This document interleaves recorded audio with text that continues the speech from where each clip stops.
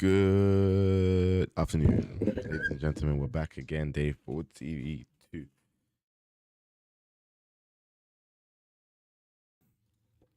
So today, like I said yesterday, we're going to go through, review what we made notes of last episode, continue on from there, and potentially do 4, 5, 6 today. So it's currently 2:40 p.m.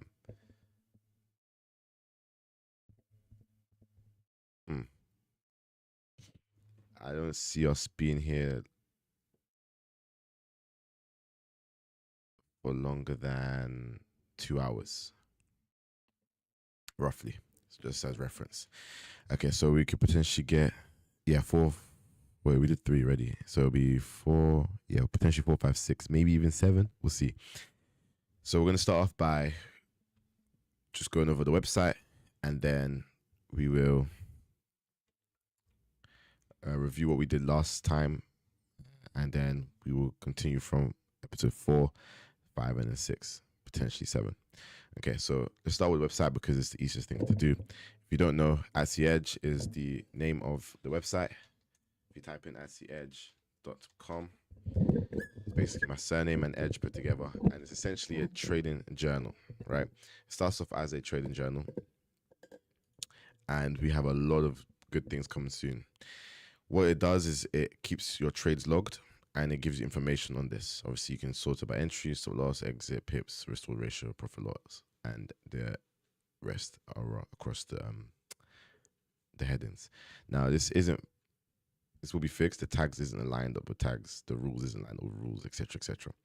But as we're going to be probably doing like a update a week, I want to at least have one idea updating this in a week. Okay, so yeah, I mean, how it works is very simple. You click log trade. If you have premium, you can scan a screenshot and you can input any trade as long as it's a screenshot of the trade, and it'll fill out for you the short, the entry, and the stop loss. I'll probably add take profit. Actually, I need to make sure I know that. So give me a second. You guys can actually see how I do this live. So I actually have a notepad where I keep all my changes. So today is the 8th, so it's the same day, and it's 14:42 where I'm at.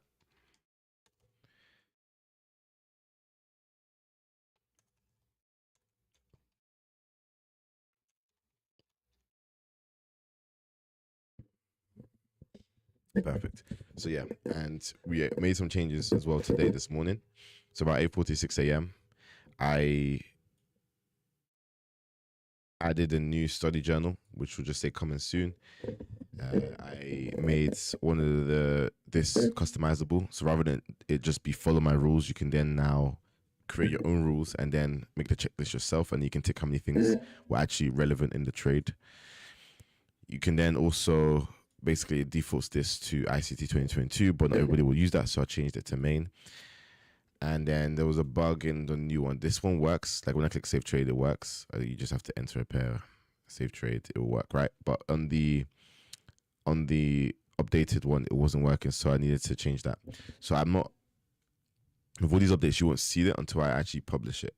I don't publish it until I know it's working perfectly fine, because if I publish it too early, it may have bugs. So I like to debug it before I post it. But as I'm doing, I'm also coming up with ideas. Also, you can't click on the logo, which I think is a waste. So it's either going to take you back to the journal or to the landing page. I haven't decided yet. We'll make a decision later. And yeah, this is just how I work. And every day I'm pretty much coming up with an idea. And not always, to be fair, but I spend some time on it, thinking about it, using it. And because I'm using it, I want it to be the best. I want it to be where you can use this alongside your setup. I have 2 monitors. Some people have 3. Some people have even more, right? But the idea is that you have 3 devices or 3 screens at least. It'll be one of which has TradingView, one that has the journal, and then another one that has MetaTrader 4. That fourth or that third one, which has MetaTrader 4, whatever platform you use, I personally use on my phone. I like to enter trades on my phone. With the TradingView, I have it on this main screen here, which is the one you're actually looking at. This is where I look at TradingView because my sharpest monitor is also my largest one, and this is my clearest one. I like it the most. And then the other one, which is this trade in general, will be on the other screen on the right side, which you guys cannot see because my OBS is currently there. But that would be my setup for when I would want to be trading. What that means is that this needs to have everything you need in one place. Everything that you wouldn't normally use on TradingView or alongside TradingView should be here. I personally don't have anything to do with the news because that would just be too much in one place. So you would to see the news. I do have a bookmark of the Forex calendar, which I use Forex Factory personally, and I sort it by high impact news. But other than that, that should be the main things you use. You want to be able to log your trades, and it's going to be good because of multiple reasons. Even if you're a person that has, let's say you're the best trader in the world, you have a high win rate, you don't really care, right? You don't want to improve. That's fine. You don't have to improve. But you can just see some interesting things anyway. So there's analytics, which can track your heat map. It can help you turn it into if let's say you were looking for, let's say you have a license to trade other people's money and you want to use this to show that you can make money, you can show them your activity in heat map, you can show them your equity, you can show them equity curve, you can show them how much you make in a day, and you can also show this stats page and see how good you are as a trader, just simply based on the fact that you have the analytics here as well. And that can only be done if you log the trades. You can also go back on any trade. It gives you the date and time, the pair, the direction, the session, and all the other information as well. You can add tags, which are not, this is the tags here. The tags, whether you're sad, manipulated, there was manipulation in the markets, whether you felt pressure that day. Maybe, for example, in real life, sometimes you have bills. You can feel pressure when it comes to taking a trade.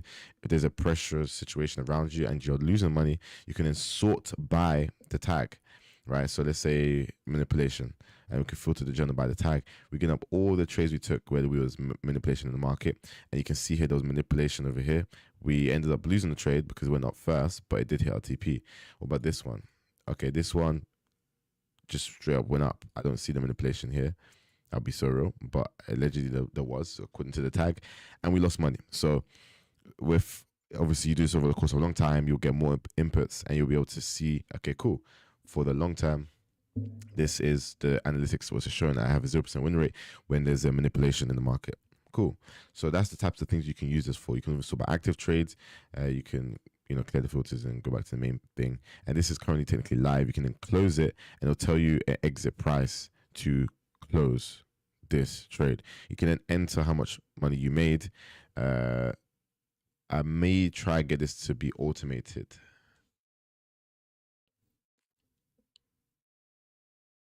So automate P&L and add a lot size so that we can calculate.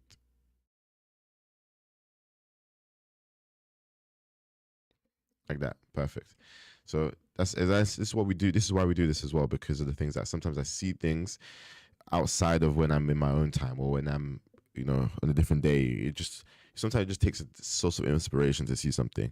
And me explaining the website, I'm coming across bugs or things that I would like changed as well. So I think it's quite cool and interesting. So yeah, I mean, it's going to be very good. You can then sort it by calendar. You can see how you do for the quarter, which can be useful, yearly, which is obviously great. And you can see maybe the certain months you don't do well. You can then scan through, go back and forward. You then can have cloud storage, which is where you can import it to yourself. If you go here, you'll see what you have available. If you don't have an account, you won't have any storage. It will just be storing on the browser locally, meaning that if you sign on your phone or you look at it on your phone, you look at it on your browser, on your PC, it won't carry over. But if you create an account, you can then store it and then we'll store your trades and your pictures for you. And that also will be obviously carried over to Premium as well. We just need an account to have access to that. Then contact is where you can either ideas from the community. Let's say you want this to be an app on your phone, if that has the most upvotes, or maybe it's, okay, I want to be able to customize the color of the website. Maybe it's, I want to be able to, I don't know, some more flexibility in the settings. And the more upvotes the thing gets, I'll focus on that to upgrade the website. Then you have these things here, which is called type, what type of things you can get in touch with me personally with. And you simply just say your name, email, what bug or question you type a question you have, and then you describe what it is, and I'll try my best to get back to you within 24 hours. You then have up here account strategy, is what it says on the new website, which I haven't updated yet. You can sort it by practice account, where you go to general, filter it by such. Let's say you have a back testing thing, you can sort it by here. And then we're going to have a new section called study journal, where you can actually go back test and basically log your trades, but it's in a different format where it's a more informative and study oriented, meaning that when you have a screenshot, you can annotate it. There's sections in it which will help you to then look back and actually have like a notes taking session. And it's basically sort of like a literal journal rather than this one, which is tailored to a kind of trading journal. Trading journal is not the same as a journal. The journal I'm talking about is like a diary, and it's more like a diary where you can then back test. You can also utilize it in other ways. If you know, it's free to use it. I'm just telling you how I personally use it, and of course you have the freedom to choose. But all of this has been updated, but you can still get in now. You can still open your account. You can still log your trades, and it works. The functions work. You can just, it's kind of a lot of effort. There's AI scanner, which is a pro feature, such as also the AI agent is a pro feature. This just essentially allows you to review your trades, but you need some logs, of course, to actually do that, and that will obviously help you. Okay, so that's the website. Plugged, informed. It's great. It's £10 a month, £79 for the whole year. I think it's a great investment. It's a small price to pay for a tool that is super useful. Okay, so now we're going to move on to reviewing what we did yesterday, which was episode 3. Episode 3 of ICT Mentorship 2022. I think this is the greatest place to start for learning ICT, which is basically a smart money concepts that people call it. ICT stands for Inner Circle Trader, which is the name of Michael J. Huddleston's brand, and he calls it that. And it's essentially basically the main change is seeing trading like institutions based on liquidity. So yeah, I used to be a support and resistance trader, simply not buying and selling support and resistance, but mainly using that type of analysis and markups on my chart, and then basing my strategy off of that. Transitioned into ICT because I understood why I was losing money. I was analyzing, which is why journaling is so important.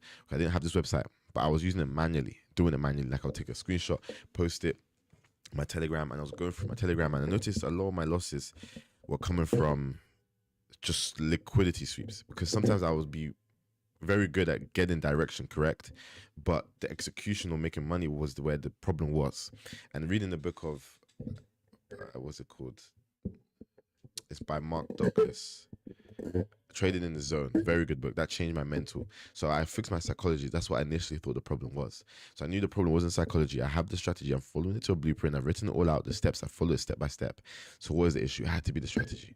If my mental is good, if I'm trading correctly, if I have a perfect strategy and I'm following the rules and I'm still losing money, then that moment in time, I probably have to then say, okay, now it's time to change the strategy. Especially when I found the pattern of liquidity sweeps seeming to be the reason as to why I would be losing most of my trades. I was like, okay, cool, something has to change. So that changed. So I then learned about liquidity, and this is what I found.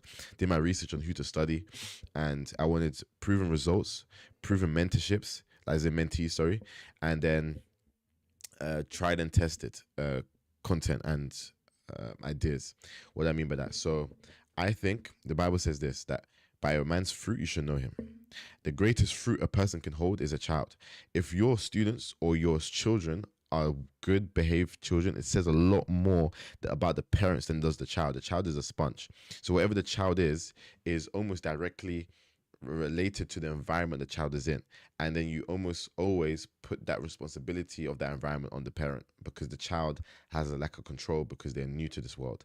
So with that being said, I will look at a person in this industry, look at the people that listen to them and see their results. Because a lot of the times, of course, for tax reasons and all sorts of reasons, people may not be comfortable showing how much they make or being as transparent as can be. So a lot of the times, people's reviews count. Now, here's the thing. You have to be careful, though, because when you listen to some people's reviews, they will have their biases. It's like ordering on Amazon. You can have the best product in the world. There'll be always someone that will review something 1 star. Always. So you look for kind of 4.8, but then you want to be too careful. You want to be careful too, because if everyone's giving 5 stars, well, that's fishy. You'd expect someone to have like a real review is that, okay, something's not perfect. And then you look at it and then maybe it's just and also annoying on Amazon is that sometimes people give them bad reviews because the shipping was a problem. That's nothing to do with the seller. Anyway, I say all of this to say this, bring my point back, that when you're looking at a person's results, or you're trying to look to follow somebody, look at the other people that follow them. I'll give it Jesus as an example.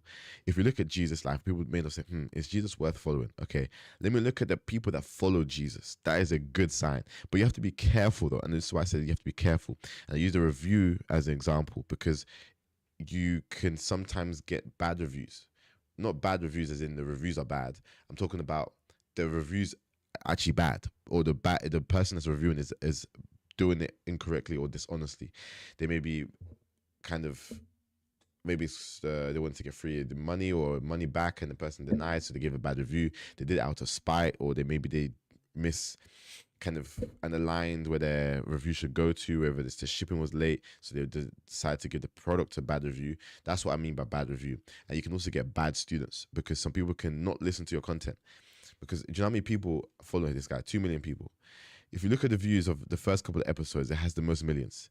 Let's just go further on. Let's go to, let's say, episode 14, right? 2.7 million views on episode 3.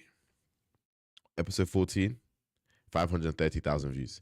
And I clicked a random one. So you can see that's was it 2.7?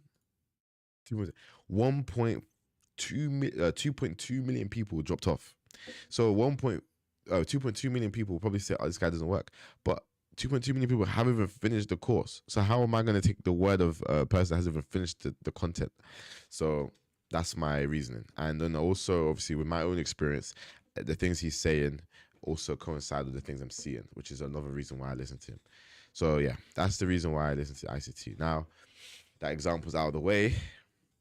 We can transition into, actually, just double check something. Yeah, transitioning into actually reviewing it. So yesterday's episode, which was episode 3, we're now on episode 4. So let me actually open episode 4, so that's ready to play from the get. And then we can potentially do a back testing test. I want to do something because he did set homework in episode 3, so we might actually do that. But before the homework, we're going to just go through what we wrote. So look for episode 3 and let's summarize. Okay, so let's move this across and let's zoom in here as big as possible. Perfecto. Okay, so episode 3, we started here. This is a 2-minute chart showing that sweep up, sweep down, sweep up, and then a displacement downwards. So we have this move to the downside originally, and we're circling this place right here. So in the red circle, so the title should say red circle. Boom, boom. In the red circle, we have a break of this high. So we're circling the high. We have a break of this high right here.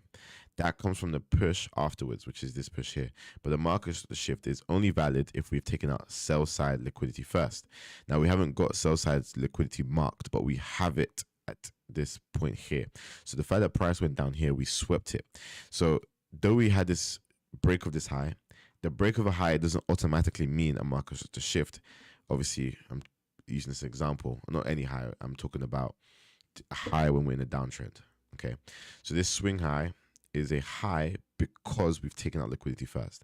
So if we see a breaking of a high or breaking of a high from a downtrend, we do not classify that as a market shift if there's no sell side liquidity being taken. Okay, sell side liquidity must be taken first before we count it as a breaking of a high. Essentially, this is explaining the sell side liquidity, which is essentially a retail idea that will be used as support. For example, a previous touch. So like equal lows, generally speaking, people use those areas as support and resistance, equal highs as well, respectively. So let me make that a little bit clearer. So sell side. This is why it's key as well to review, because sometimes you can make updates and then also see things you maybe didn't see the first time. It was also a fresh day, a new mind, a renewal of the mind. So yeah. So when we take liquidity, we should expect a market to shift, not forcing it. So what's the key? Is to expect it, not force. A lot of the times when we see a liquidity sweep, we are eager to enter the trade because that's the first step of our strategy that has been ticked off. And so you want to get into the trade because you feel like it's going to go in a certain way. But we don't operate by feelings, which is why we don't force it. So what we do is we change that force, that feelings, into an expectation. But because we define what a market structure shift is, which is the taking of a previous high or low, obviously, but in this example, a high from a downtrend that has taken liquidity and then caused a gap in the taking of the high. That's a valid market structure shift. Doesn't mean that if you've taken a high and there's no liquidity being taken, it's not a market structure shift. But for our personal definition, where we can get rid of the bad examples and focus on the certain examples, we have to redefine things for ourselves. And that means that us classifying a market structure shift the way we do is by us defining it the way we do. Then we can expect it. You can't expect £1 million if you don't know what it looks like. You can't expect a Lamborghini. If I say to you, I want to get you a Hyundai, I want to get you a car, you can expect a car because you know it will have 4 wheels. It won't have 8, generally speaking, because I don't know of a car that has 8. You won't expect a plane. If I bring you a plane, you'll be like, but this is not what I was expecting. You may be happier because a plane's worth more, but you'll be expecting a car. And so anything other than a car, you would be confused, or you wouldn't really believe it's yours because that's not what you were expecting. And so when you have an expectation and a clear expectation, because let me tell you the difference. If someone says they're going to get me a car, I'll be happy. But if somebody told me they're going to get me a Lamborghini Urus in black with a wide body kit and the tinted windows, red neon lights at the back, and it's going to have black and red interior or blacked out interior, and it's going to be mine, and it's going to be paid off, and all my petrol's covered, and my insurance is covered, everything is covered, I'm going to be more excited when there's a clearer expectation. That's why when you set an expectation, you got to define it. Because when it's defined and it arrives, it's yours. Because if someone then says, that's what I should expect, and then a Ferrari comes through, I will say that's not mine. Why? Because I have a reference. The reference is my expectation. My expectation is what's been defined. My definition is the rules of such, the description of such. So after this market structure shift, the evidence is shown in the fair value gap, which is what I was saying after that. A market structure shift for us is a taking of a high from a downtrend in this example, taking of a high or low in the uptrend or downtrend, and then following a sweep of liquidity, then following a market structure shift or fair value gap, to then classify the breaking of a high as a market structure shift. So what we can do here is since we have space anyway, we can go market structure shift definition. Well, it's more like things. But anyway, we need taken. So here I'm gonna go downtrend. That's not trend. I'm gonna go. Let's go. Make it bold, I guess. Make this bold as well.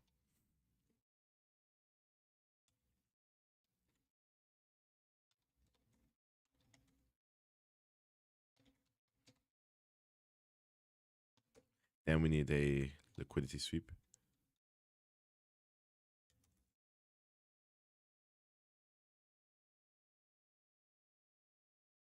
Following the let's put the U before the liquidity sweep. Then after liquidity sweep, we want a fair value gap.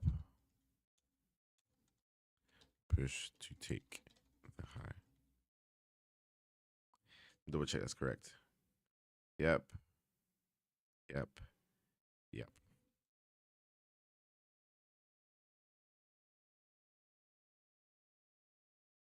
So this is what we look for in order, right? Is we want to take another previous high that was in a downtrend, liquidity sweep, fair value gap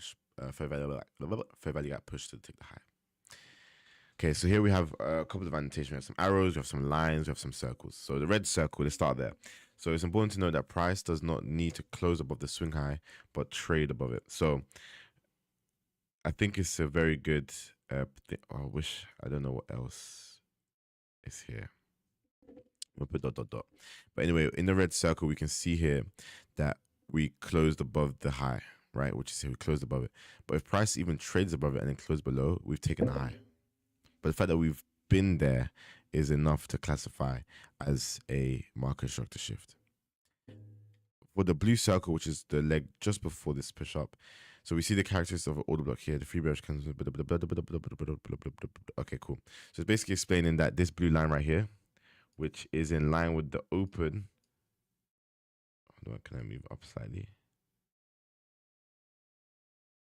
Perfect. Move it down just a tad. Perfect. So that blue line with that black candle, not the first one, the second one right here, you can see that's the open, right? Because that's where the bullish candle closed. This is open. Traded up, traded down, closed here. Opened, traded up, traded down, closed here. Opened, traded up, traded down, closed here. With this first open, because this is a downward leg, right? With this first open, that's where we would set our limit. And you can see price comes right back to the edge and goes up. But the order block characteristics is that we have 3 bearish candles. And I think that's literally it. That's what we've made note of here. We don't explain the characteristics of an order block.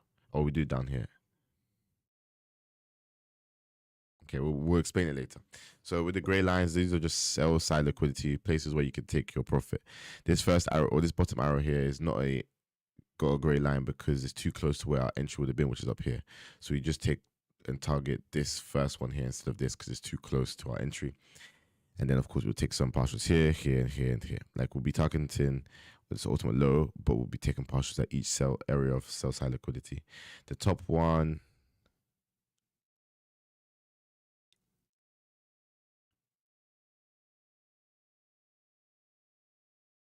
Okay. So it's basically this, but on this side. So you can see here now we're in an uptrend, right? But what happens here? We create this low right here. This swing low, push up. Then we take the low. Then we create a fair value gap here, which is a push. We then pull back into this fair value gap. And then we sell to the downside. So one of the things we saw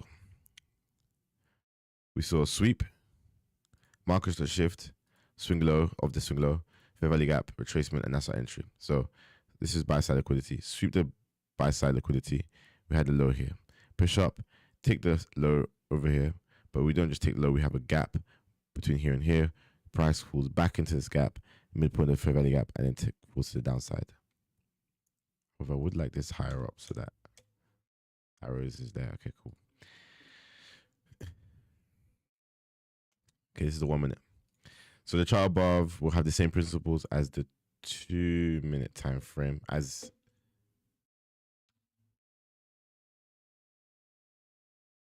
Oh, I see what I'm saying. The above chart will have the same principle.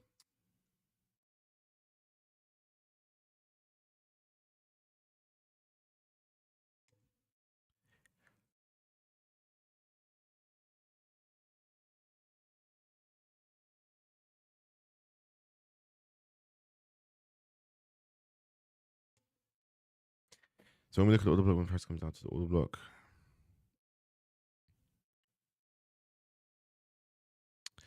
when we come back to the order block, we have to know that the order block is not. Okay. Okay, so we're zooming on the order block over here, but on a smaller time frame.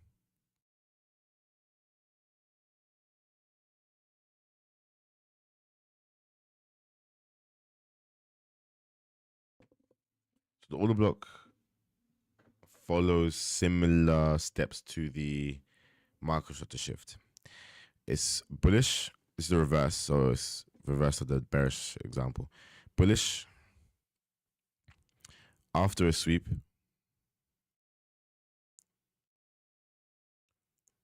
And there's a gap afterwards. Similar here to the market structure shift. The only difference is we're not aiming for highs. Just a sweep. The idea of an order block, which would be the opposing candlesticks or candlesticks in the opposing direction, and then a sweep or a fair value gap to the other side. Sorry, not a sweep. So we take a sweep first, then we would need opposing candlesticks, and then we'll need a fair value gap to prove it. So similar, but there's no liquidity sweep. Second is first, and then the taking a period of high turns into opposing candlesticks. It's the only difference, and that stays the same.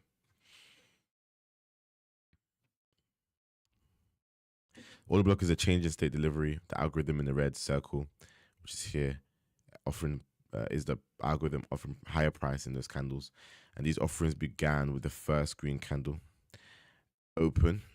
So yeah, it started from this open. So when price violates that opening price of delivery, then that becomes an order block. If there is a sweep prior, which is over here, and a gap after, which is over here, and the image above this then turns into targeting sell stops, which is what the algorithm does. So we can actually add the order block definition here. So we're gonna go type in order block and we go definition.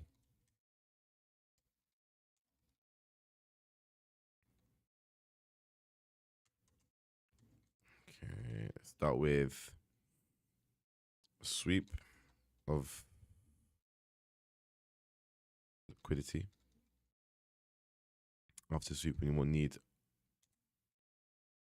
will be a change. So the opposing candlesticks can just be say it's classified. No wait. Yes, changes the delivery. Or in other words, in this specific case, is opposing candlesticks. Is it opposing to the sweep? Hold on.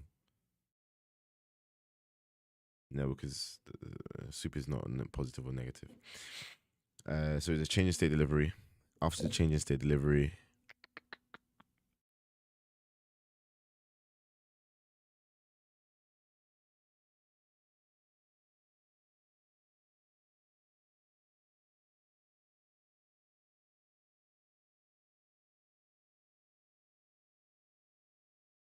see this point here that I say where it says when price violates the opening price of the lead, then it becomes an order block. That's not necessarily true. It's not when price violates because it's not an order block because it got violated here. The open got violated with this specific candlestick. That doesn't make it a order block. That is a key point of information, but it's not what makes it an order block. What would I say? That just makes it. Hold on, does that make it an order block? Let me think about this.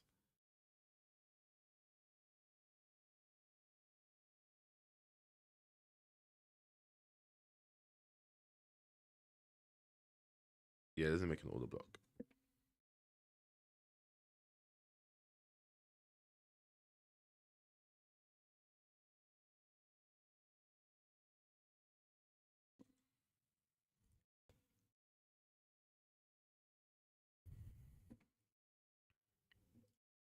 And then we'll need rather than a violation of the open, we'll need a displacement or gap / imbalance.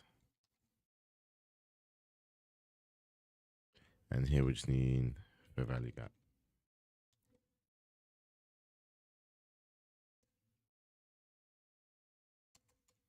That's order block definition, and that is the market structure definition done.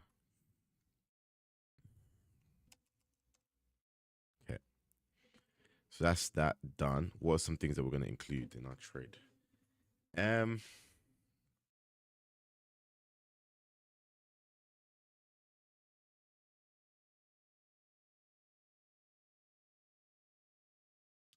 think this is me. It's more so teaching me some things rather than implementations. I mean, I guess you could argue in entry purposes,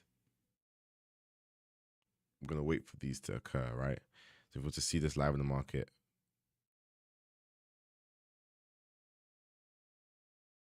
yeah.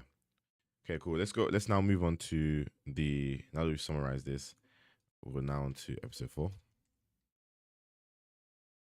I don't know if we've been underlining them. Did you have it? Okay. I didn't know you could even do that. Okay, so that's waiting for us. Next thing we want to do is what's that backtesting app again? What it's called?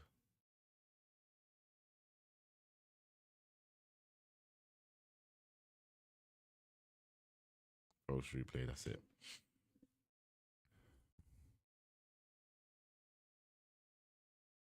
an account, buddy. This is what we're gonna use to do the homework. So the homework for reference was to go back in the charts. But was it to find? I'm committed to anything.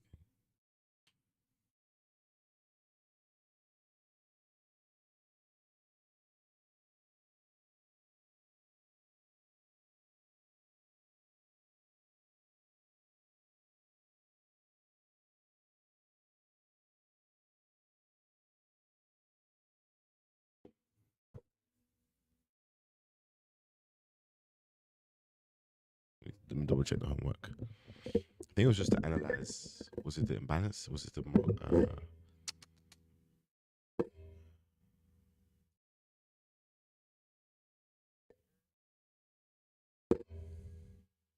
okay, so it's to go back into the charts and find.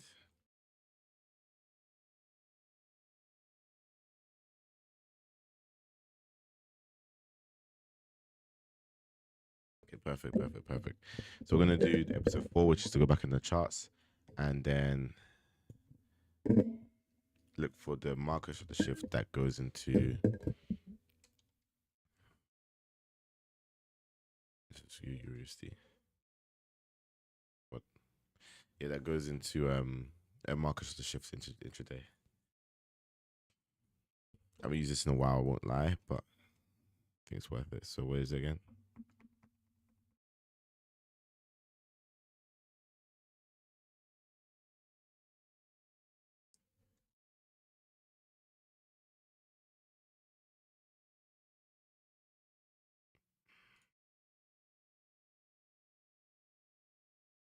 Let's go 24. Whatever, just any day, I don't care. And then random school.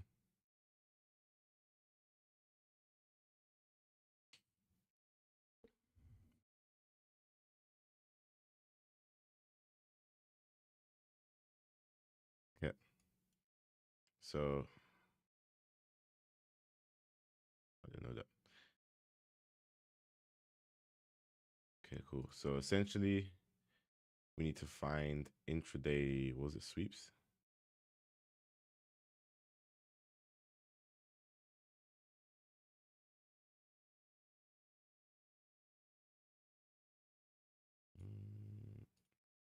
Have a look at this.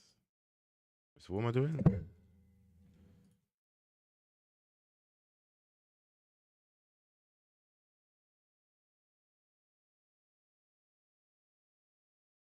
Stop hunts. Okay, stop hunts.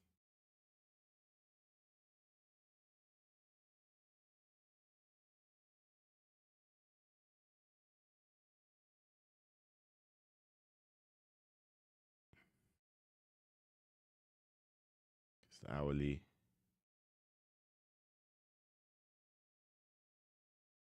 Looking for buy side liquidity, but guess technically over here. Also, this needs to change. Make it thinner too.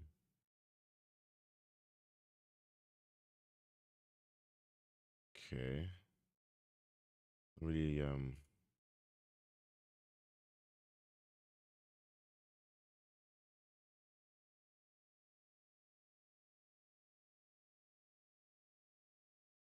wait.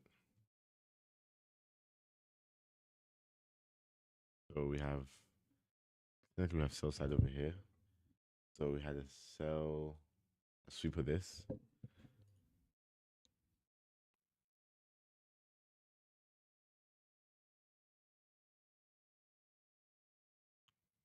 A sweep.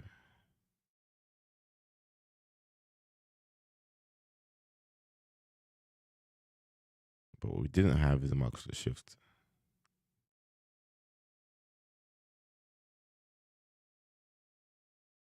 We have one here.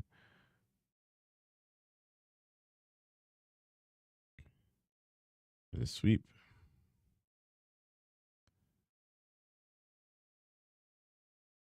Look here as well.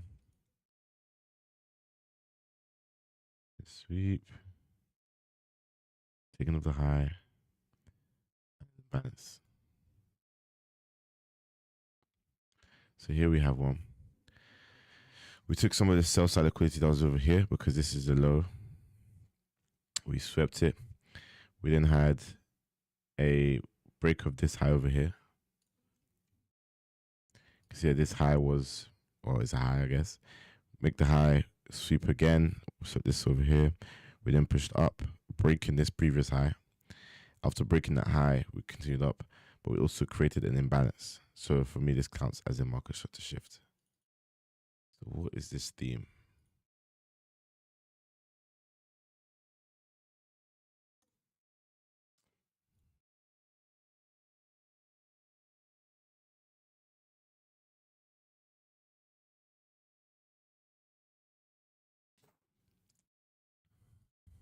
Let's go for another one.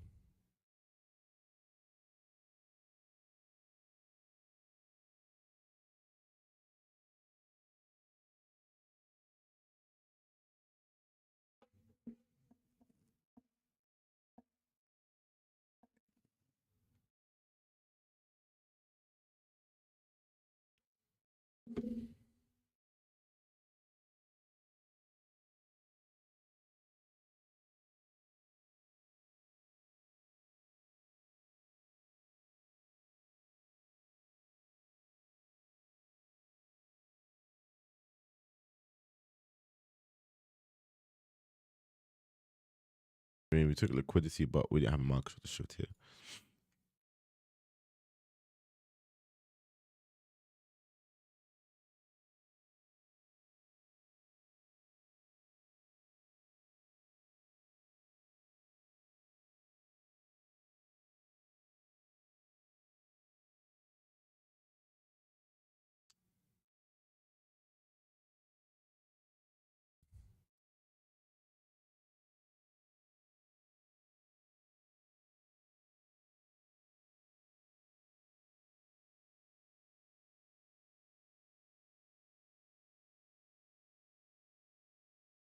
Mm.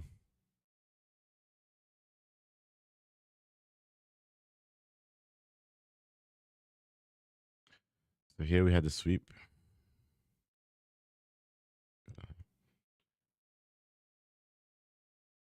Swept over here.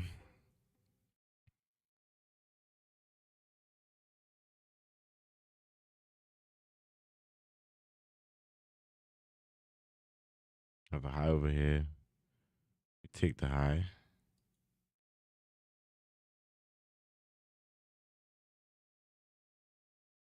There is an imbalance.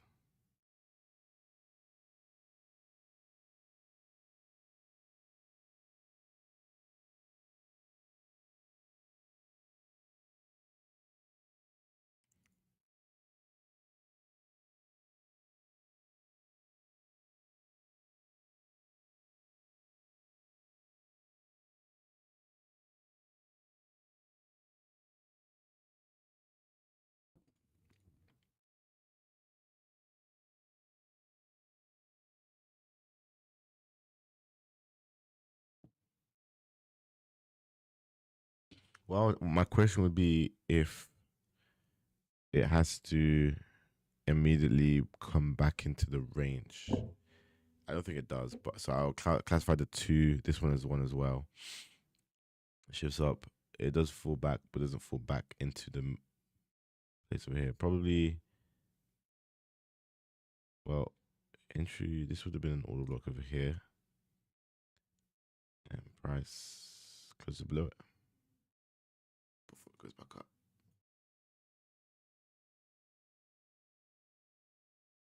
Okay, we're going to end it here, just for the sake of time. And we're going to move on to episode 4 and see how we did.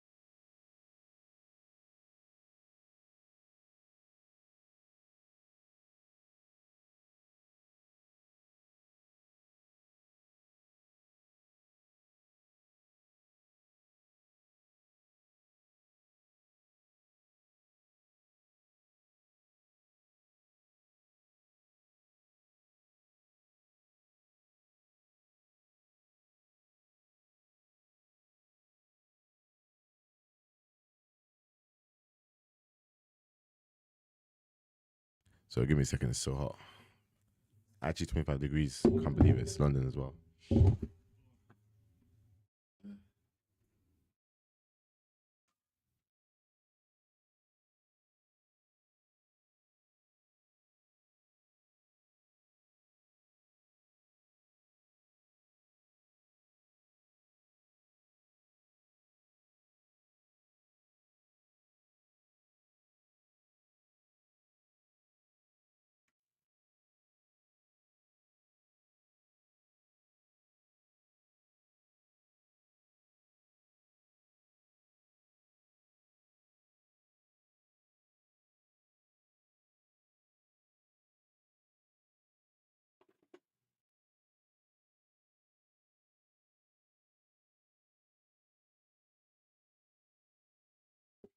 I ain't got ice cream, but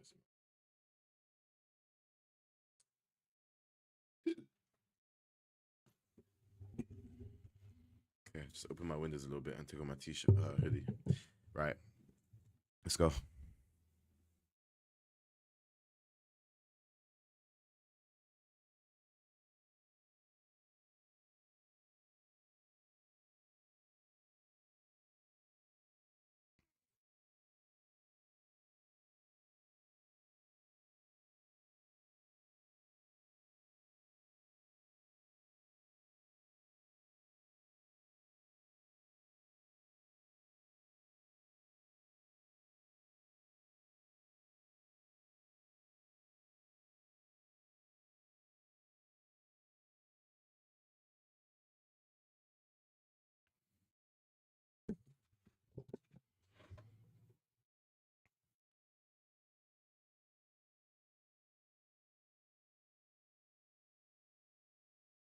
Hold up. That's gold right there. Wait.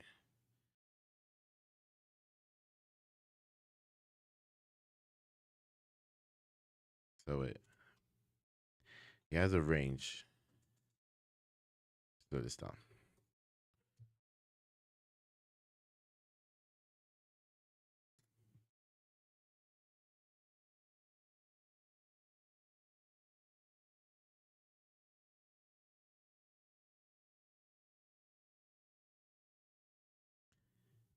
Okay.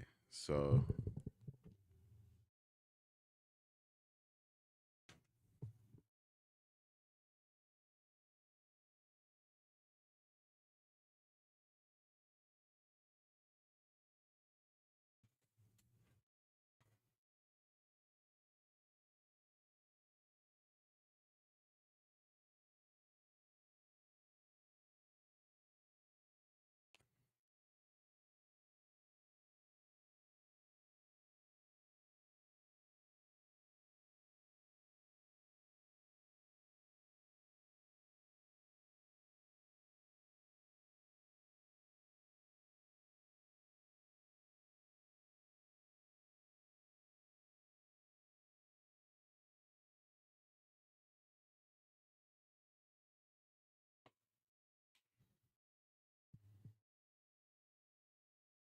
breaks the high, returns back in the range, but not by fair value gap.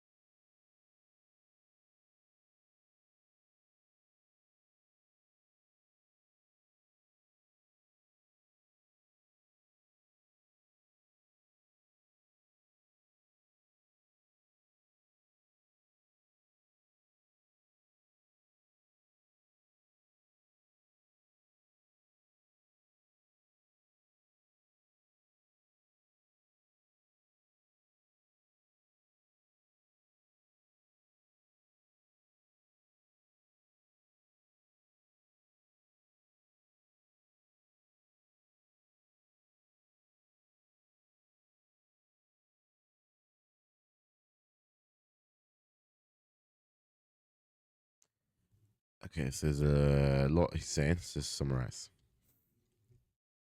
Let me get a screenshot of the previous frame of the shot. Let's pushed it there. Right. Let's annotate this and then we'll move on. So first things first, he's done annotations for us. But let me just describe what's going on. So we have in above chart, we have a range, full stop. In above chart, we have a range. Perfectamonto. Low, bottom, right or left.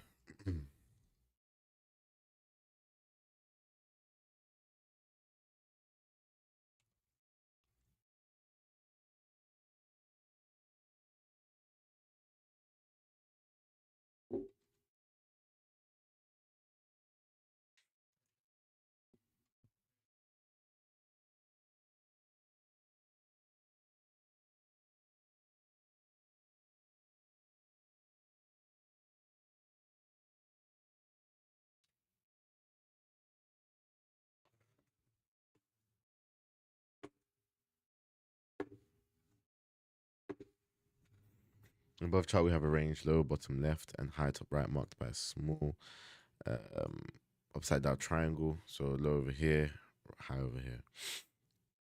Okay, so that's basics. So, right, let's get some drawings in.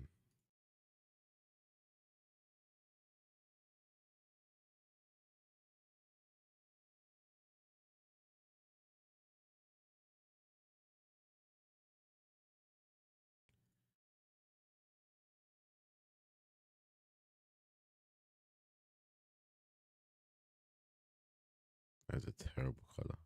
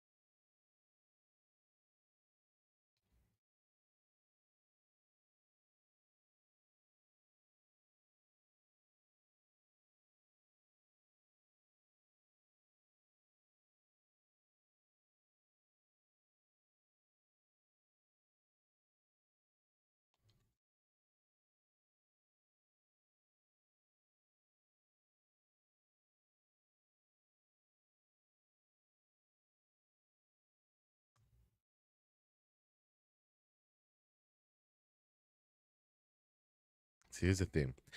Although it's not a fair value gap, what about the 1 minute time frame?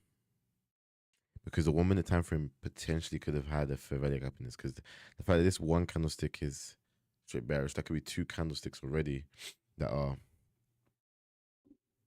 one after the other that showcase a, a potential fair value gap, and the third candle with this being 2 minutes as well.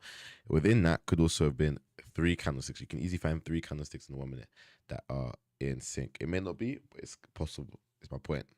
And so, what if the 1 minute showed a fair value gap, but the 2 minute didn't? Does that make it invalid, or is that just one of the things you just have to say? Well, it is what it is.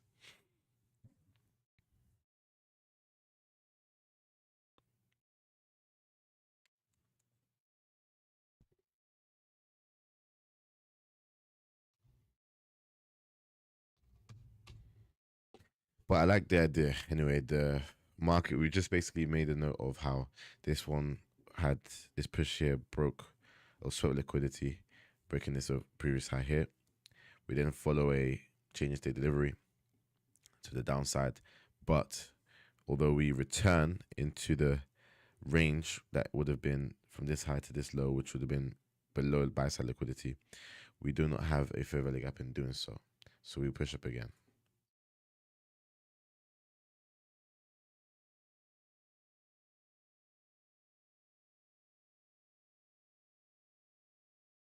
That's an important thing to know. The why does it keep reverting to that? It's annoying. The buy side liquidity was formed at 8:30 a.m. New York time, which would signify the start of. It's basically London High, essentially, is what he's. Well, not exactly, actually, because it was at.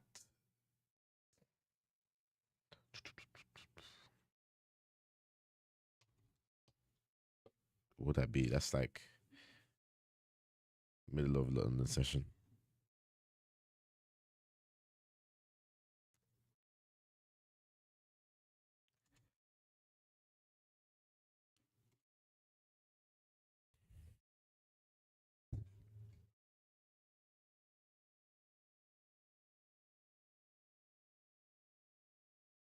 We can direct this as well. Might as well.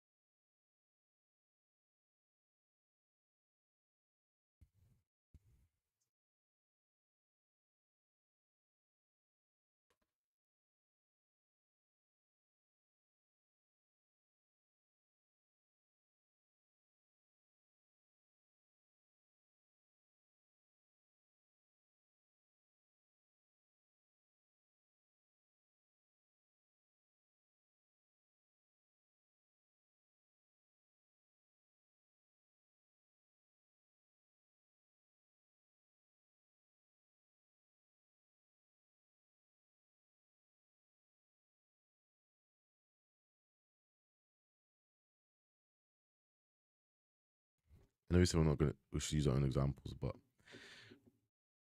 it's a bit difficult to get the setups correct, and I don't want to set up now, so I'll probably do it later.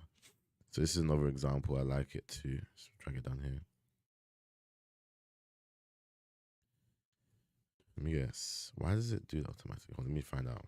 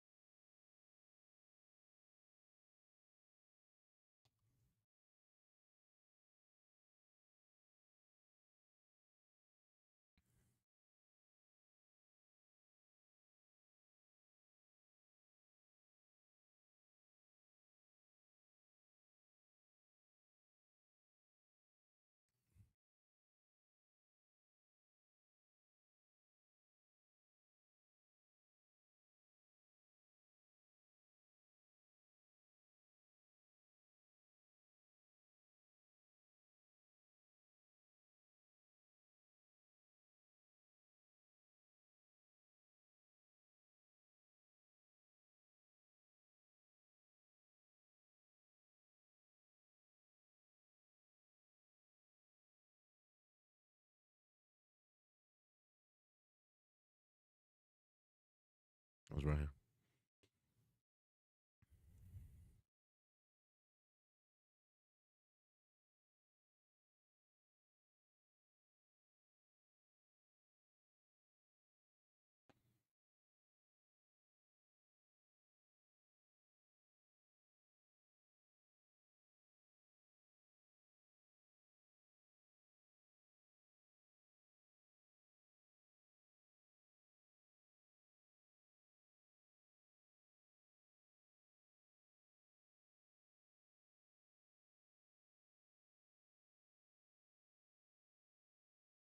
Brother.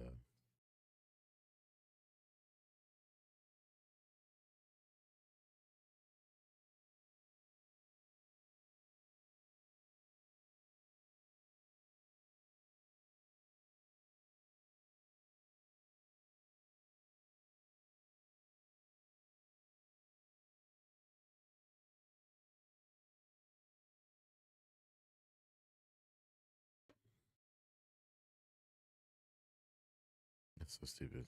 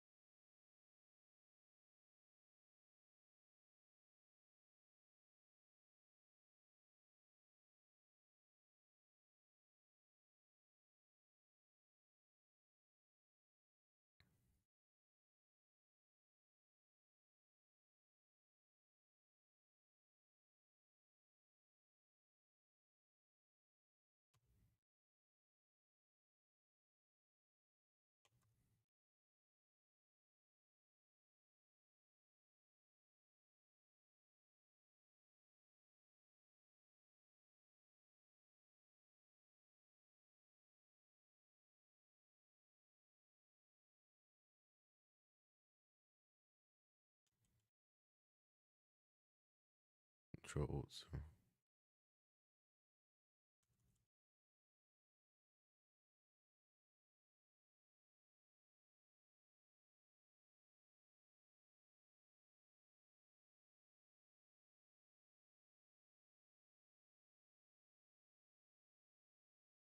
Maybe that.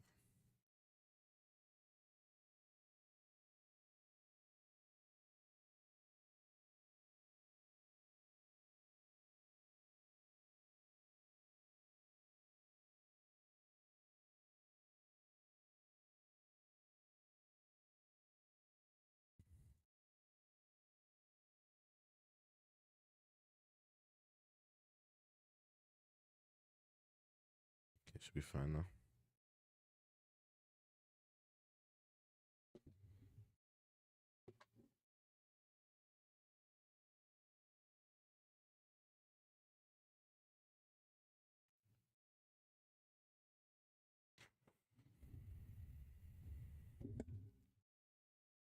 Yeah, there's quite a few good examples, so we're going to include it.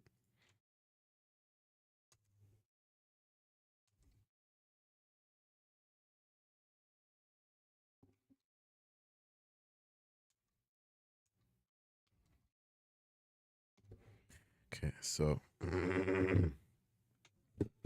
he's already annotated it, so we're going to annotate the stuff that we want to include also. So one of the things I noticed was why he didn't use these equal highs over here. I think it's important to note that you can use it, but you would notice over here that we didn't break the low. Well, we did break the low. We didn't close below the high, nor did we have a fair value gap anyway. So we then look at these equal highs over here. So this is why the checklist is the way it is. So we're going to note that down.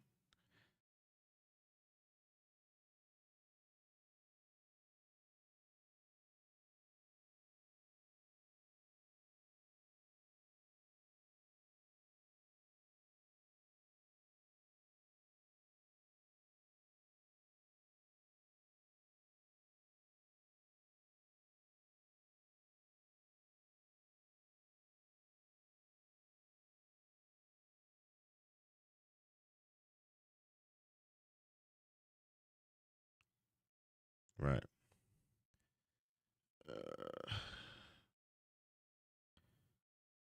So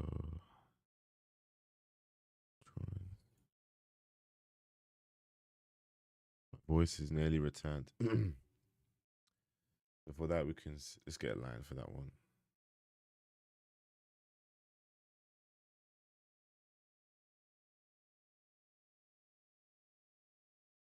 Is an arrow? No line.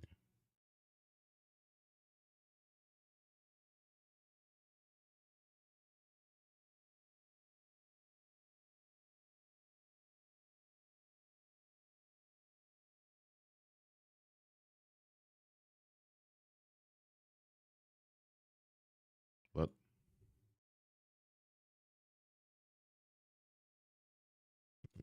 Just deeped and got rid of them. This one. Actually perfect.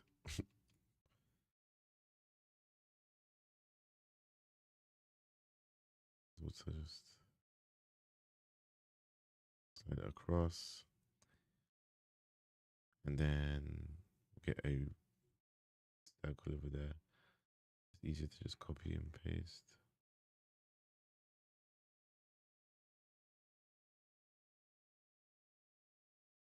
Make this thicker.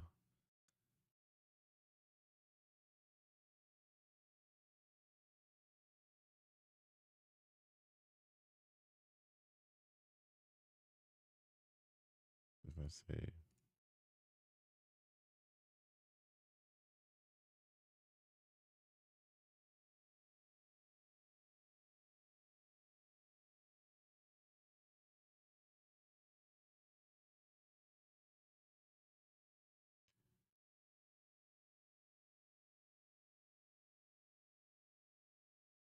perfect.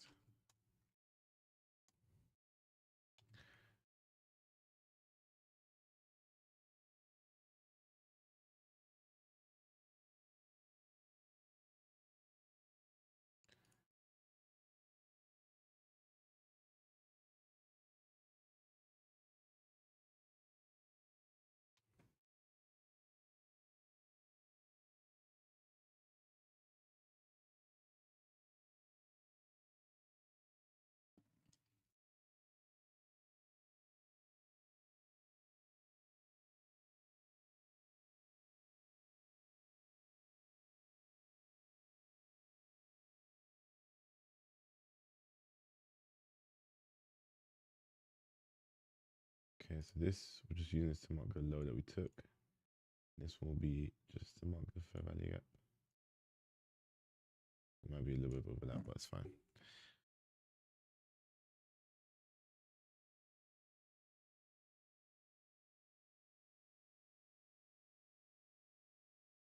Okay.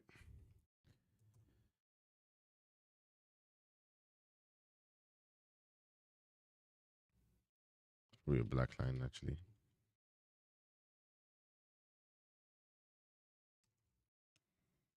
And then we can go red circles. 1, 2, and 3. Might as well do it properly. And that would be the most ones. Okay. So explaining the black line, let's make these both bold.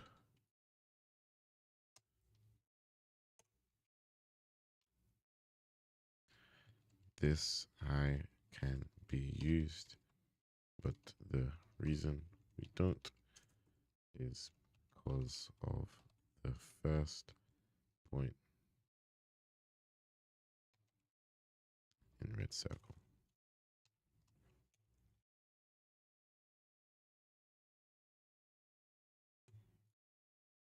This circle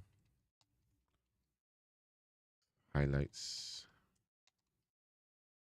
the reason as to why we do not use the black line as a buy side liquidity.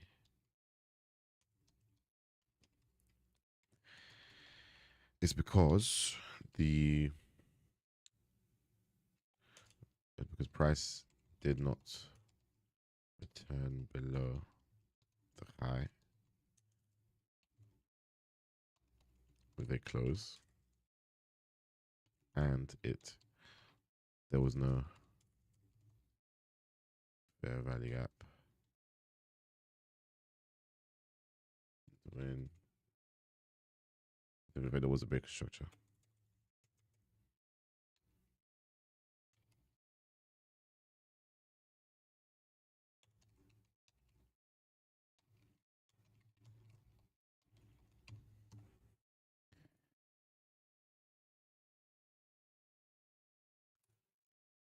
No, I don't like the price.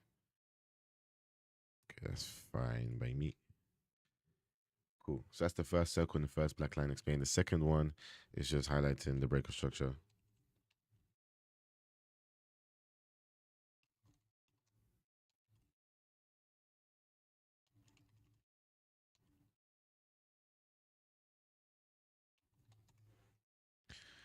Okay, let's also create some spacing.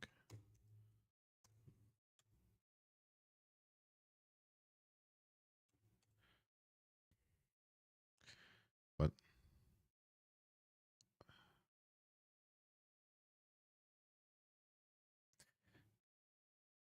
let's go to the third one now. So the third circle is the fair value gap that broke the structure. If we scroll up, the fair value gap doesn't have to be the reason of the breaker structure. For example, we broke this low here, then to be fair, was done by fair value gap, wasn't it?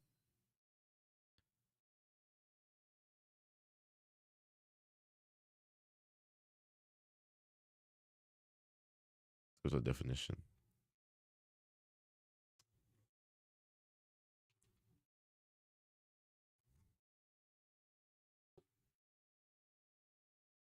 Okay, we actually do need the fair value gap anyway. So that's good to know that fair value gap caused the break of low, which is actually what we need.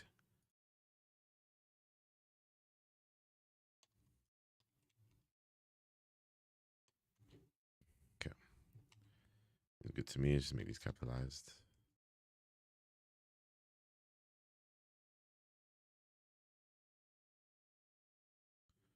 I'm using one hand to do this.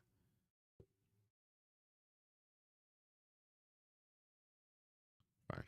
This is doing on my annoying. Getting annoying, and on my nerves. That's what I was meant to say. Right. So those are the examples. I think that's fully explained.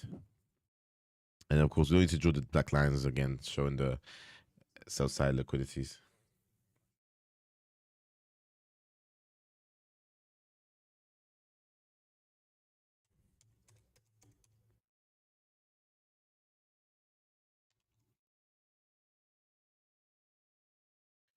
Episode 5.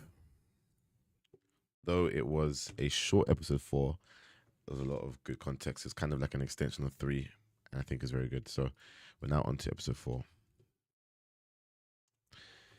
Right. So with that, I don't think we need to add anything else. but we've added that we start with a 5, then work our way down because this is a 5-minute time frame. So yeah.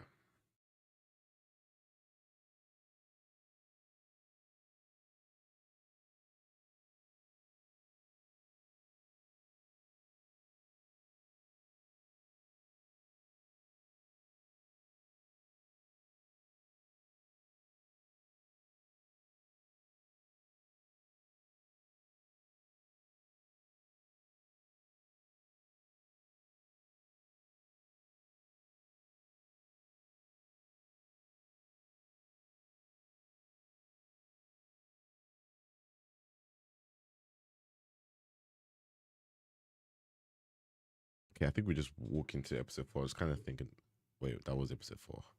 Yeah, episode 5 we're on to. Yeah, we just walk into episode 5.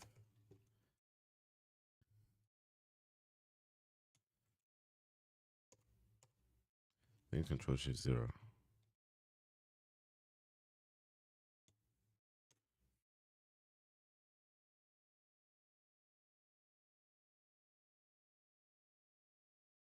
Oh,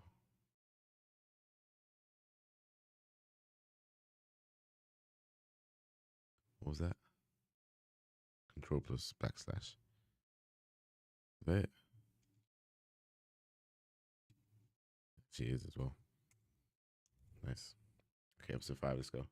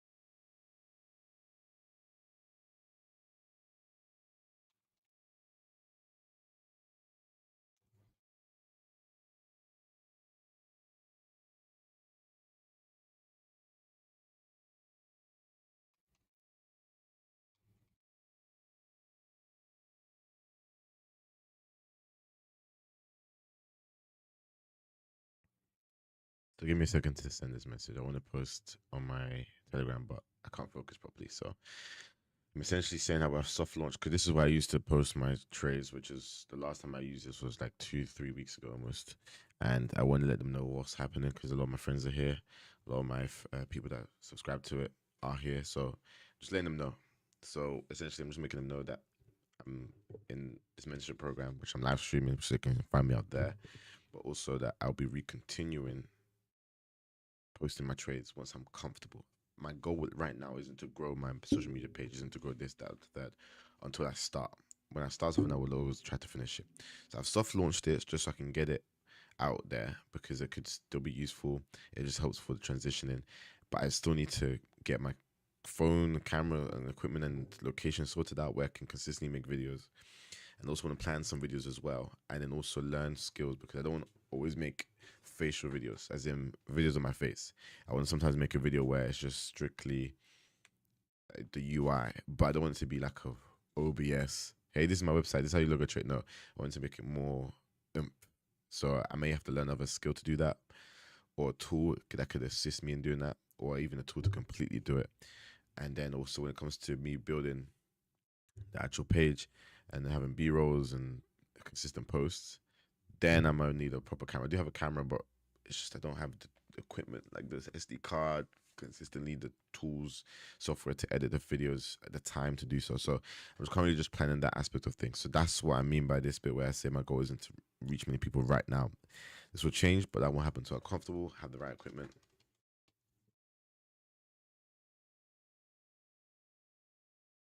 And most importantly, consistent.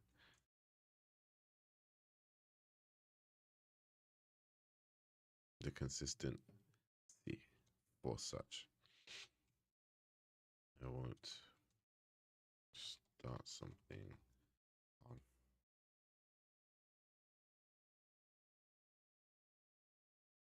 lack of intention. So let me just go over this. So Telegram, I have not stopped trading, just been expanding as a brand. Currently studying ICT Mentor 2022 daily on stream,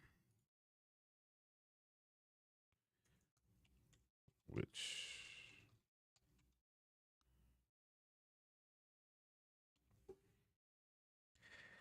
we have soft launched first website of many, which is a trading journal essentially, but we'll have many tools in it and will be updated over time.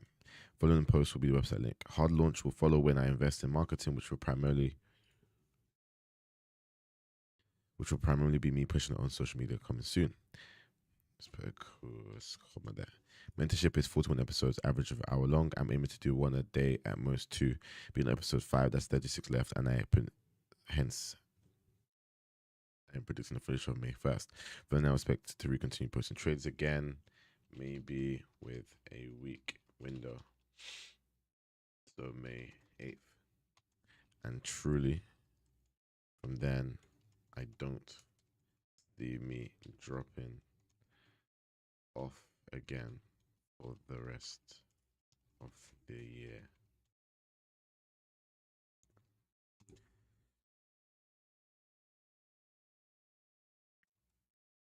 Oops. Well, I guess that's a Telegram update done. I didn't mean to post that. Let me see if this surface if I can edit.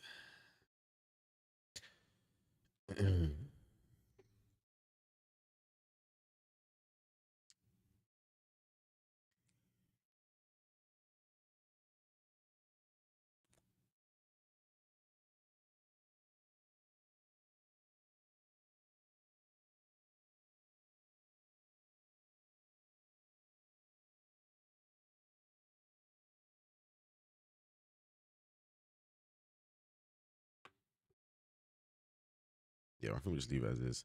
We can pin it for now. And then I want to make a post for the website just really quickly. Sorry for the delay. Just a little break. So let's go to the homepage. Let's get this main bit here.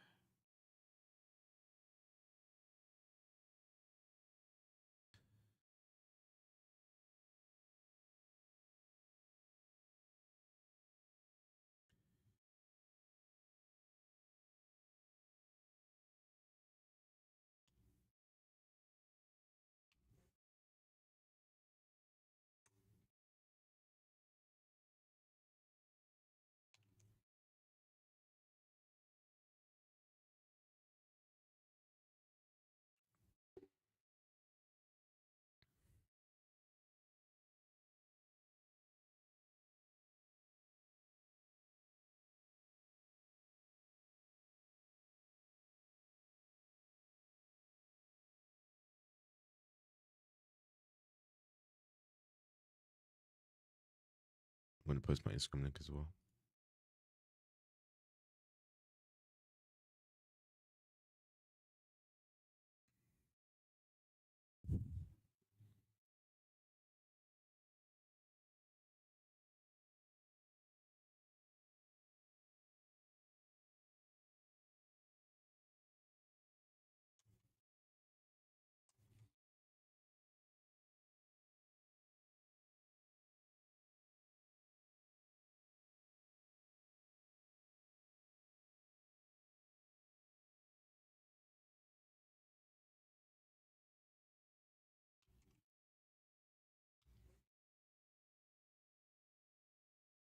Actually, don't use.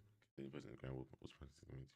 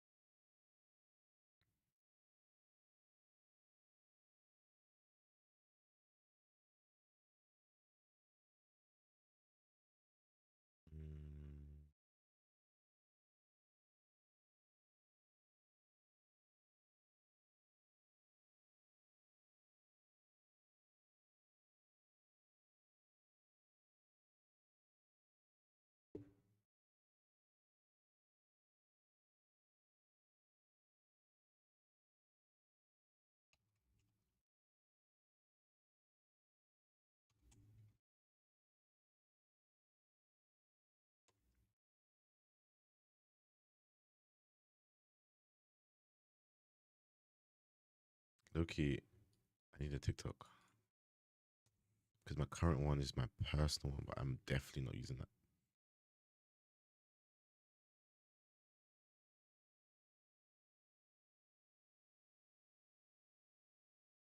Yeah, no chance of using this. So why is this playing? Okay, I'm just gonna have to keep doing this. How do I? Do I use my actual main one? Maybe we do. Can't lie, it's just easier to do this. Okay. Bun it. Bun it. Okay. We're gonna post that.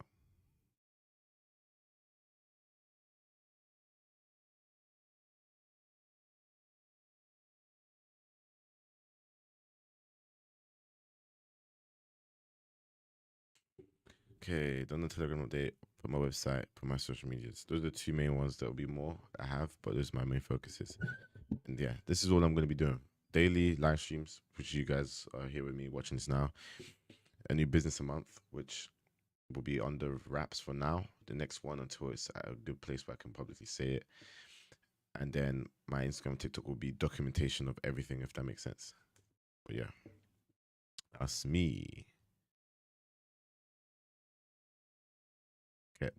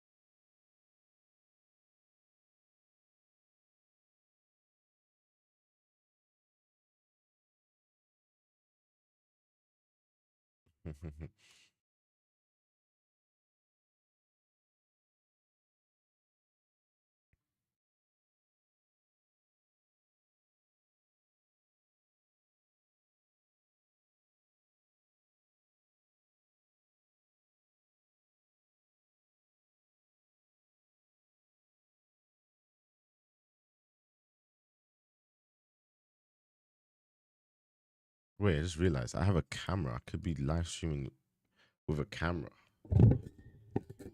Ooh, I haven't done that in a while. It won't be today though. Maybe tomorrow. Cause I have to set it up because my microphone uses Type C. Yeah, because I have one Type C port in my whole computer, which is Type C to Type C, and it's needed for my camera to be connected to my computer. Actually, no, it's not, because I can use a graphics card. No graphics card, capture card. Okay, we can do a camera tomorrow. That's gonna be so weird. Wow, I used to do it all the time, but then I needed to. I took a break, and then also the camera got taken from me. But then it got given back. So it's like, sorry, my part of my body that's hurting. Yeah, it got taken from me. So they may return. They may return. And we can actually do, yeah, okay, cool. Sorry. Okay, so we can just do quick math. So 33 minutes after this episode will be done maybe about just before 5, which will be giving us enough time to, yeah, we'll try and finish this max. We won't be able to do episode 6 today. Episode 6 tomorrow. Episode 7 the day after. Or the next, we should be on episode 10 by Friday. Today's Wednesday. No, by Saturday morning. So Saturday morning, we can do this. And then potentially this. Sunday, we can do this. Monday, we can get to. So next week, Monday, we want to be on episode 16. Oh my gosh. Okay.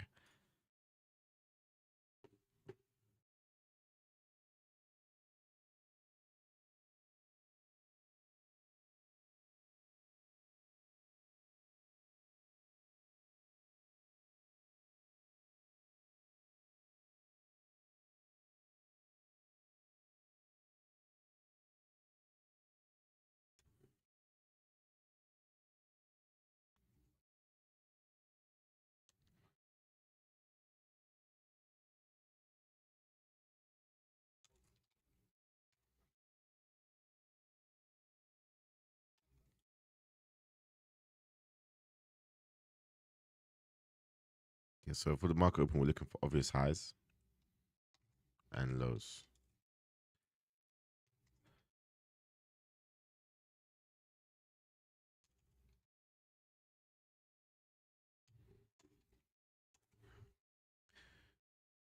This.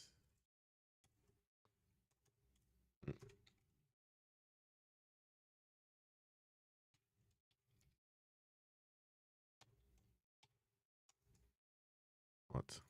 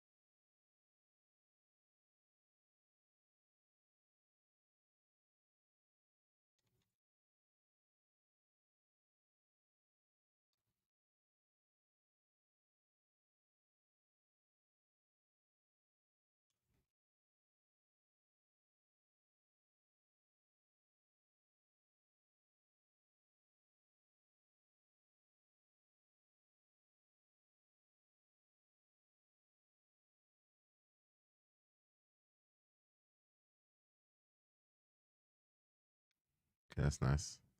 The three drive pattern is nice when hunting old highs or lows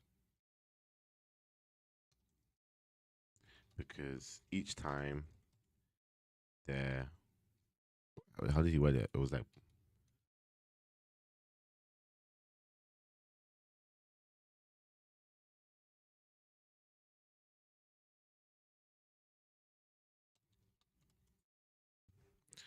I get it. So bears and bulls, because we're trying to explain it for both uptrend and downtrend. So three drive patterns is nice when hunting old highs or lows because each time there is a swing, bears and bulls are entering the market and getting stopped out, which is in turn factoring in liquidity into price. So, smart money.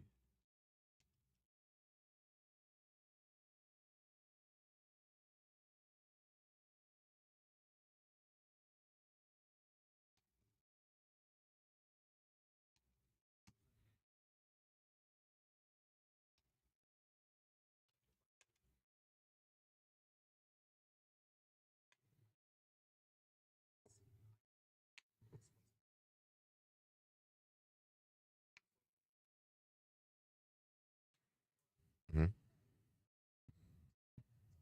Mm, absolutely. Okay. Why though?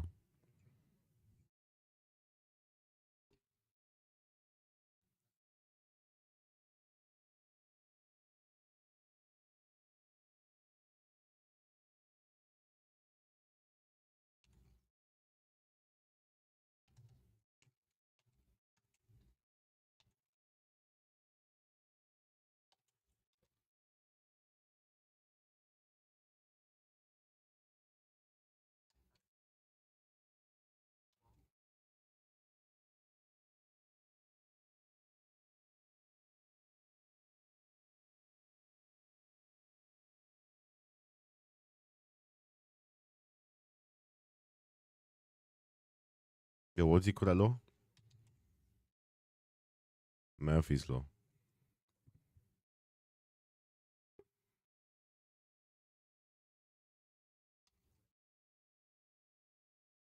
So what was the Murphy's law?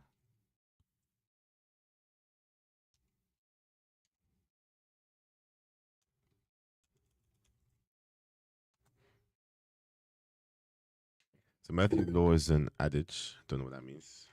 What's adage mean? A proverb. Okay. Oh, that makes sense. Adage, I think. Mm, where does it stem from though? Latin from adagium.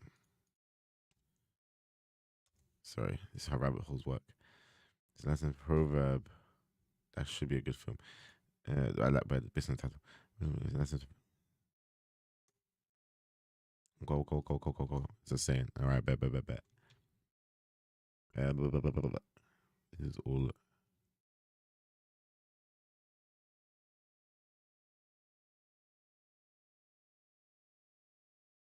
What am I looking for? Wait, I closed something. I think that's it. Anything that can go wrong will go wrong. Originating from aerospace engineer Edward A. Murphy in 1949, suggests that if a non-zero chance of failure exists, the failure will eventually occur. It is used to highlight the need for risk management and fail-safe design.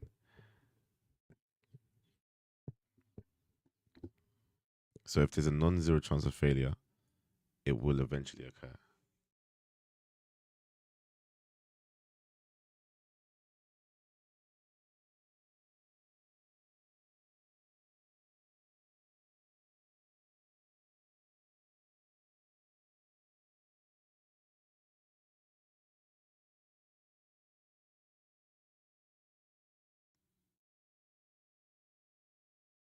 So Ephraim's laws, everything that can work will work.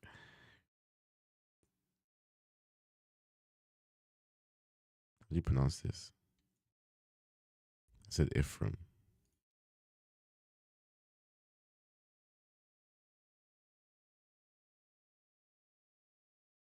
What was Murphy spelled backwards?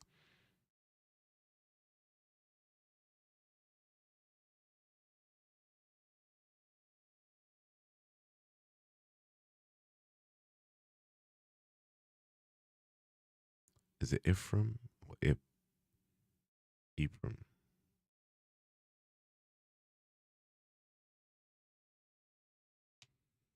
I get it. So my understanding is this: that the Murphy's law, the point of it is to suggest that because he saw such a small problem, which caused, I'm assuming, a big problem.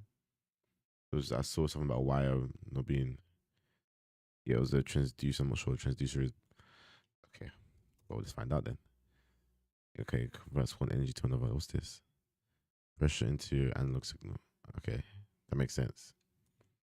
So if finding the transducer was in right. So basically, okay, I think what he's trying to say is that if there's a problem or something that can go wrong, expect it to go wrong, so that you can then look at it to make it impossible. That's what it's saying down here. Where is it?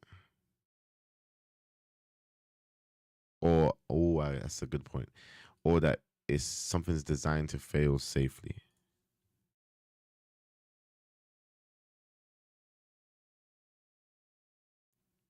Comes from engineering.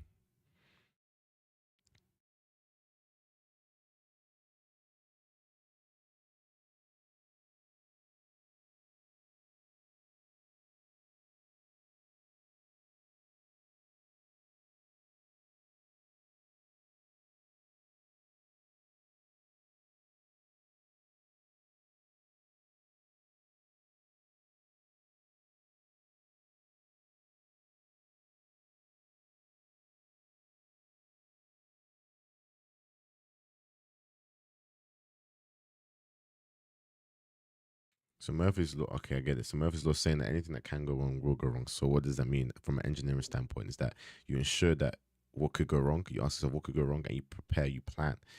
And it's not that you're expecting it to go wrong, but you are preparing for things to go wrong, or if they go wrong. Because when something is non-zero, this is low probability.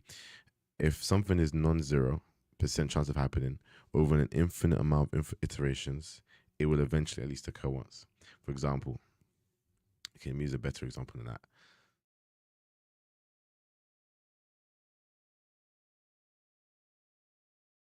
If I walk around across the street, hold on, let me give this example. Let's say the Queen occasionally goes on a walk.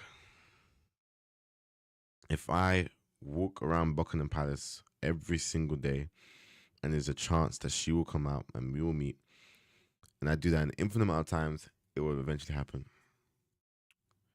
Oh yeah, there's also another thing: the moving man will meet his luck. I like this one as well.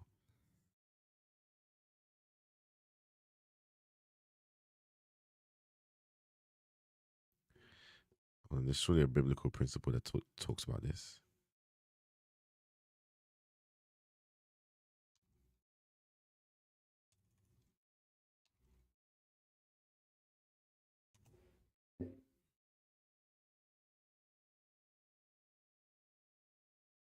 Obviously not. Okay. So Matthew 7:7. Not necessarily. This is different. Vision 6:9.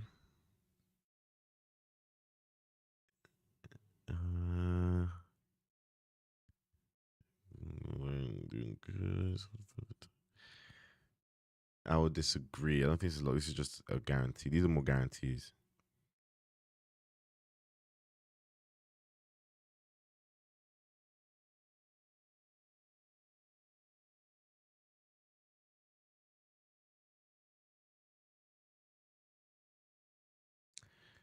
Okay.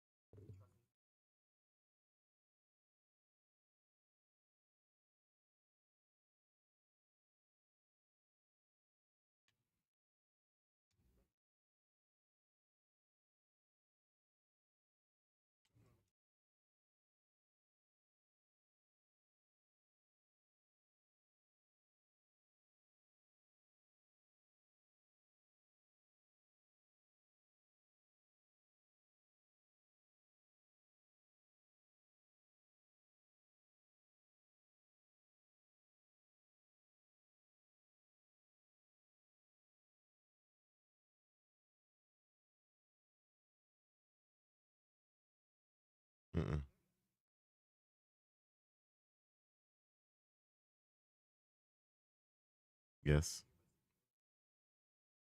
Displacement. Fair value gap. Trade into it.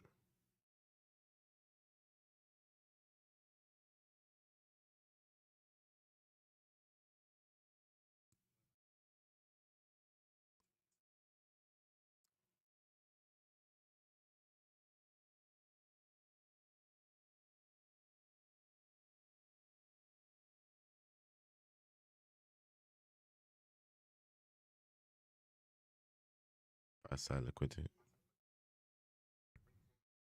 Sweep.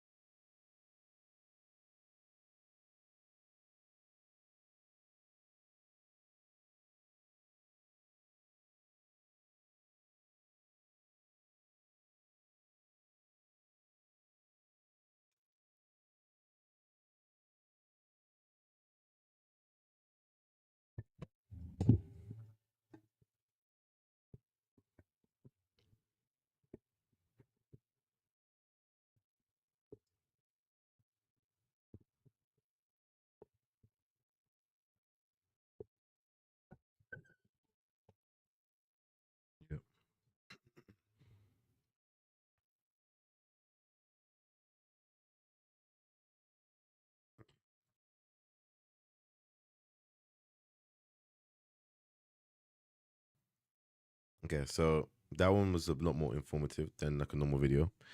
And there are some things that I learned that I didn't write down.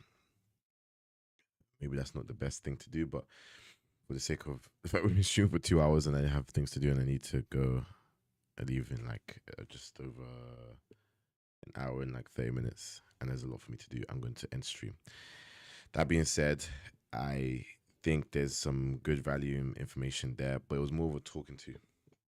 I think what I might do is I'll probably for tomorrow's session start by screenshotting the charts he gave and then annotating them and explaining the annotations rather than focus on what he said. And then if there's like a couple of nuggets he dropped that I maybe missed, obviously if I were 2x in the speed, just to spend time to talk about it and to write stuff down, we will then add that to the document. But for now, that's everything for today.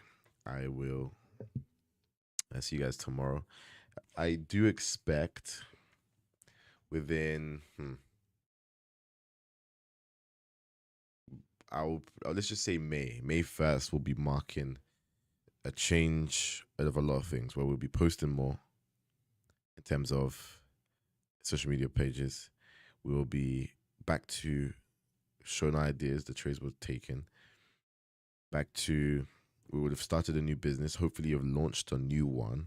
Technically, because we're still doing one a month, this April would technically be the journal. Although I am working on the other one, nevertheless, which is actually what I'm going to do when I up off the stream. I'm going to do some editing, and then but yeah, I just need systems. Once I get systems in place, I can repeat it. Like the daily live stream is pretty simple with me because I have my computer, I have my OBS, I have my well for us for today we're doing ICT mentorship study, and so it's pretty simple to just do it. We have a document, so it's pretty simple to set the layout makes sense. So because of that, yeah, that's my posture right now. But yeah, I just want to say thank you for everybody and us tuning in and watching this back. It's longer streams as we're studying and talking a little bit more, and then we will definitely get. So we actually managed to do. I already did 4 and 5 low key, which is like an hour long. Anyway, that's us for today. I will catch you guys tomorrow. Remember the website. It's live. It's the YouTube. If you want to subscribe up. We'll hit 2K subscribers soon. My goal isn't to really grow it, like I said, to be honest, but 2K subscribers would be nice. And then on Instagram, this is our Instagram that will be primarily using. And then yeah, we'll grow. Thank you guys. Been your boy CJIC, and I'll see you guys for day 44 tomorrow. And take care, take it easy. God bless. Peace.